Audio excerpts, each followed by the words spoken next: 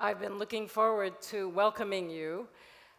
Technology entrepreneurship has gone global, and you're evidence of that, and you're leaders in this movement. So it is my great pleasure to welcome you to Silicon Valley. You're also evidence that Silicon Valley is no longer unique in its ability to launch startups.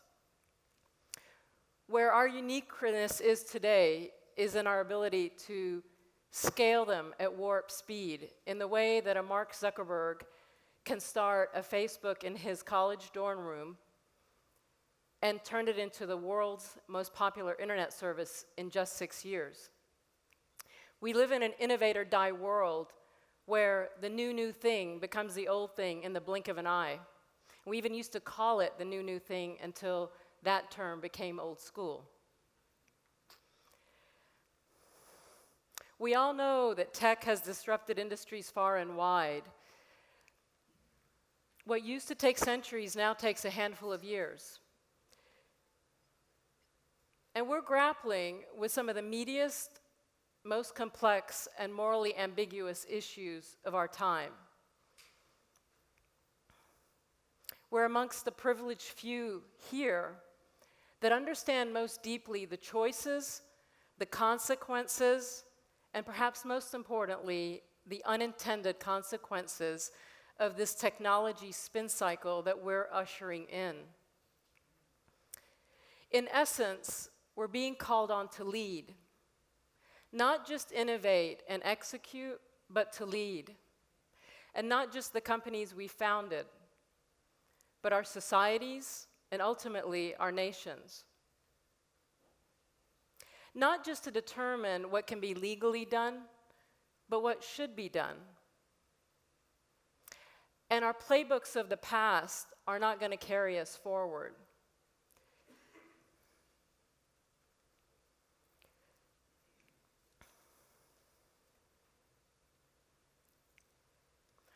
Fortunately, as entrepreneurs, we're incredibly comfortable with figuring it out as we go along, much to the fear and chagrin of those around us. We have a high tolerance for uncertainty and failure. And we're so passionate about creating the future that we're not really sentimental about the past. We're so passionate about inventing the future that we willingly disrupt our present, including our own ideas, our own businesses, our own governments even.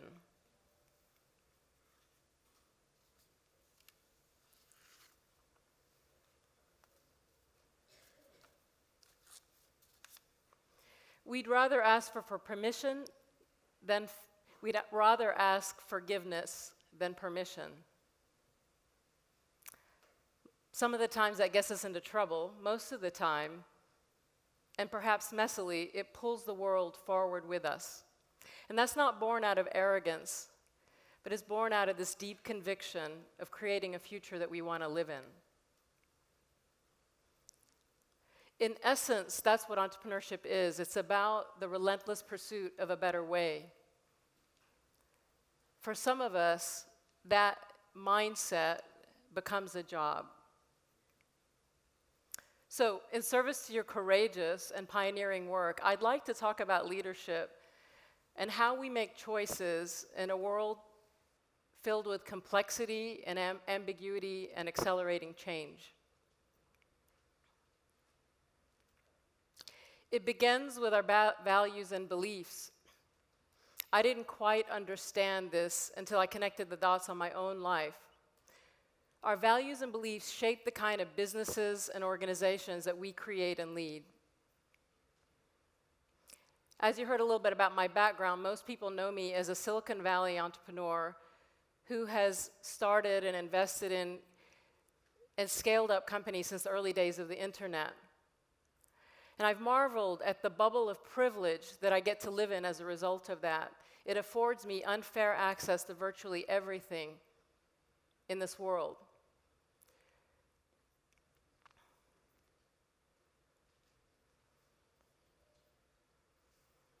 What most people don't know is that my journey to the front lines of the technology revolution began on the front lines of war. I'm an Egyptian immigrant and a war survivor. And until I arrived in Silicon Valley, my life had been defined by a lack of access. When I was 5, my family found itself in a brutal and bloody war that later came to be known as Black September. I went from, as a child, running to play, to running for my life, to running to underground shelters, not knowing if or when we'd ever be able to come out again, to running with my classmates from our one-room schoolhouse as Army tanks fired on us and eventually demolished our school. It was the last time that I saw my classmates. My family was lucky. We escaped and we managed to immigrate to the United States. And we brought a tremendous hope for building a new life in a new land. But I quickly saw that hope turn to struggle as my parents couldn't get access. They couldn't get access to jobs, to capital. They were educated and resourceful, but they couldn't provide for us. And I saw how that chipped away at my family's dignity. I felt ashamed that I didn't know how to explain to myself. And I came to understand how circumstances beyond our control threatened to become a permanent part of our identity.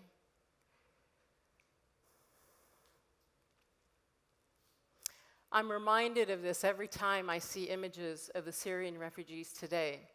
And I'm reminded of the fine line that divides us, a line that divides us all. And those experiences made me dream of a world where dignity and fair access are regarded as inalienable human rights. They made me dream of a world that recognizes that talent is universal, but opportunity is not. They made me dream of a world that recognizes that the opposite of poverty isn't wealth, but rather justice, and that a cornerstone of justice is fair access. 22 years ago, I came to Silicon Valley with little more than those dreams and a computer science degree. And I came to believe that technology was the most democratizing force in the history of humankind. Its ability to enable fair access, the kind of fair access people like my family couldn't get, was unprecedented. That was the future that I wanted to help create. We often hear about the dehumanizing impact of technology.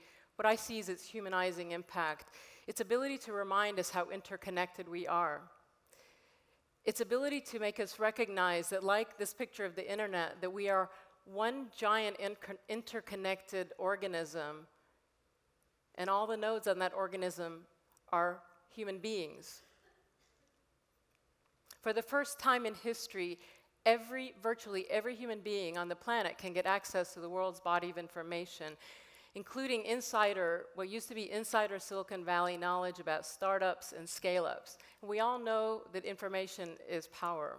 For the first time in our history, virtually every human being on the planet can be connected to every other.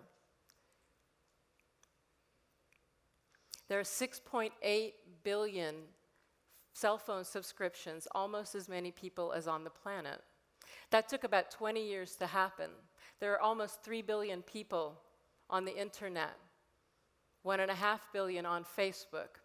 Just a few weeks ago, 1 billion of those people logged into Facebook in the same day. That's taken about 10 years to happen. There are 1.5 billion more people with cell phone subscriptions that have access to toilets. And yet, despite this potential for great access, there's an even greater divide between the haves and the have-nots. Alongside the war for scarce talent in places like Silicon Valley, billions of people don't have access to jobs and capital.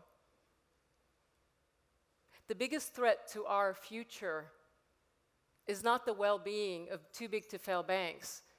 It's a global opportunity crisis in both the developing and the developed world. If this room represented the planet's population, either you or the person next to you would be living on less than $2 a day. And that half of you would own 1% of the world's assets. If this room represented the United States population, the bottom half of you would own 2.5% of the wealth. Most of these people are entrepreneurs. And this is what inspired the person-to-person lending model that Kiva pioneered 10 years ago, what we now know as crowdfunding. Kiva is best known for being the first and largest crowd lending marketplace for entrepreneurs globally. We seek underserved entrepreneurs, mostly in the riskiest parts of the world. Kiva began with one entrepreneur, Elizabeth Omala. I like to think of Elizabeth as the godmother of crowdfunding. She was a single mother of 5 and a fishmonger in Uganda. She sold fish by the roadside. And like all good entrepreneurs, she had a plan to scale her business and improve her profits. She couldn't eke out enough profits to send her children to school.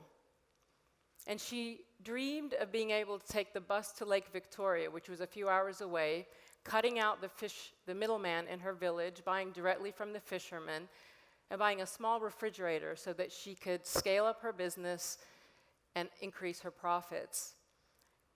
A $500 loan crowdsourced by 5 people allowed her to do just that. And not long after, she'd repaid her loan and she began sending her children to school. In the 10 years since Elizabeth's loan, this is what's happened. This is a real-time data visualization of loans traveling across the world. Every light missile is a loan. Every one returning is a loan being repaid.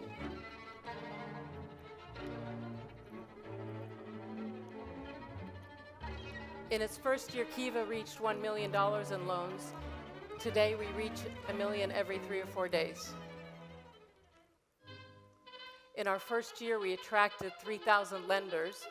Today, we grow by 3,000 lenders every 2 or 3 days. And a loan is made every 4 to 5 seconds.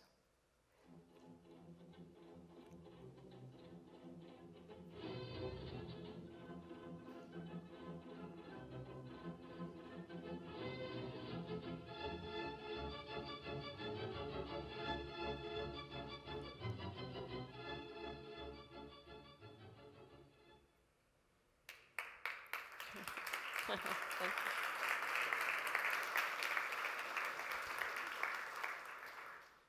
I like to call this data visualization data with a soul. Today, there are 1.4 million people across 190 countries that have made over $700 million in loans, and those loans have reached 1.6 million entrepreneurs across 86 countries. The repayment rate has held at 98%, and it's something we're constantly told is that that's a repayment rate that most banks can only dream of. It's a reminder that how little we understand about risk. It flips the conventional wisdom about risk on its head. Some of the riskiest parts of the world are in our own backyard. It's entrepreneurs like Teresa Goines, who started a 1940s supper club in the most dangerous part of San Francisco, so that she could employ gang youth and at-risk youth, giving them jobs and employment and a better path. No banks would give her a loan, but 41 people from around the world gave her that loan. They believed in her vision. And today, 25 people every year who've tangled with the law go on to get jobs and employment and a different path to life. And she has dreams of starting old-school cafes all over the country. One of the most powerful aspects of crowdfunding is it can go where no banks can. People like Erastus Kimani, Erastus, 73-year-old retired school teacher turned entrepreneur. He's turned an entrepreneur because he has hopes of sending his 6 children his 6 daughters to school and eventually to college. Erastus lived in Maragua, Kenya, and he explained to me through an interpreter that even though he only spoke Swahili, he had learned how to apply for, receive, and repay his loan all on his mobile phone. A mobile phone that cost $3 to $5. Not a smartphone by any stretch of the imagination. And Erastus lives in a place that doesn't have indoor plumbing, much less indoor banking. And meeting Erastus was a window into our technology future. It's a reminder that those windows come in the most unexpected places. He had managed to get access to capital without ATMs or a computer or a bank. Imagine a future where people like Erastus, billions of entrepreneurs around the world, on their mobile phone could get access to capital. How long might that take? We tend to overestimate the short-term impact of technology, but we underestimate its long-term impact. What is inevitable is the impact that eventually has. Like most ideas that have become commonplace, and I'm sure many of you can relate to this, it's hard to remember a time when the idea of peer-to-peer lending or crowdfunding seemed crazy, but it did. Why would anyone lend small amounts of money to a stranger halfway around the world? Why would that stranger pay it back? Why would it even make a difference? How could it possibly scale? It can't possibly be legal. These were the things that we faced in our early days, and we continue to get cease and desist letters from countries where we operate, and we go through a process of educating them and navigating, and eventually laws have begun to change. Policy follows innovation. Policy follows innovation. And this is where the real insight about asking for forgiveness and not for permission helps us move the whole human ecosystem forward through technology. Today, there are 1,400 crowdfunding marketplaces in the world today, led by the likes of Lending Club, Kickstarter, another pioneer, Zopa, who I believe may be here this week. They've unleashed billions of dollars of capital to millions and tens of millions of upstarts and entrepreneurs around the world. And the result is a new kind of capital, a connected capital that is what I call the world's bank. It's for the people, by the people, democratizing access to capital in a radically decentralized, crucially equitable, and highly scalable way. The reason I share with you the story of Elizabeth, my own story, the story of Kiva, the story of crowdfunding, is an example of the counterintuitive wisdom of Silicon Valley. This notion of thinking globally while starting locally. This notion of targeting an underserved, overlooked market, doing that in a hyper-local way, and then hyper-scaling to the broader global mainstream. It's a different way of thinking about scale. And this applies to the impact of entrepreneurship itself. It starts by changing an individual's life, then it affects a family's, then a community's, and ultimately it begins planting the seeds that can change the fate of a nation. Perhaps more than anyone, President Obama understands that narrative and that cause and effect.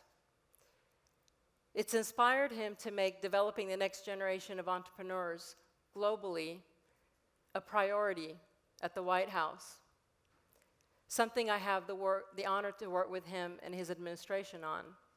But more broadly, he has quietly and successfully recruited some of technology's top talent to the White House, and they are quietly disrupting government from the inside out and laying the foundation for a modern civic future that we all want to live in. Here in the Valley, we often talk about mercenary and mission-driven cultures. We know that both can be financially successful. We also know that mission-driven cultures tend to be better places to work. We know they engender a greater sense of loyalty and pride of identity, both amongst employees and customers, which makes them passionate for our products far beyond the product's utility. They often create movements, and they often become enduring institutions and society's exemplars. The greatest entrepreneurs I know are on a mission. They're mission-driven. They're in pursuit of work that is worthy of their lives. Their most deeply held values and beliefs are the red thread in everything that they do. Long before they arrived in unicorn heaven, they dared to dream about solving humanity's most intractable challenges. The massive scale and profitability of their companies is a result. It wasn't the goal. Their goal was a world positive impact at scale. It's entrepreneurs like Larry and Sergey's vision to organize the world's information. It's Mark Zuckerberg's vision to connect every human being on the planet. It's Reid Hoffman and Jeff Weiner's vision to maximize economic opportunity for a global workforce. It's Elon Musk's bold, audacious vision to save humanity from extinction through renewable energy and interplanetary travel.